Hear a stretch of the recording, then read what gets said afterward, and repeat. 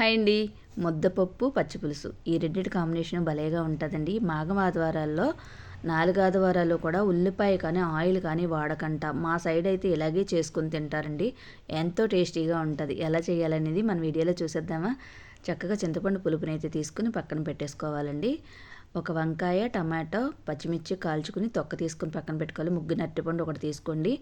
ఇది పౌడర్ అండి. ఏంటి అంటే జీలకర్రని కొంచెం గరిటెలో వేసుకుని చిన్న మంట మీద అయితే వేయించుకున్నాం అనుకోండి.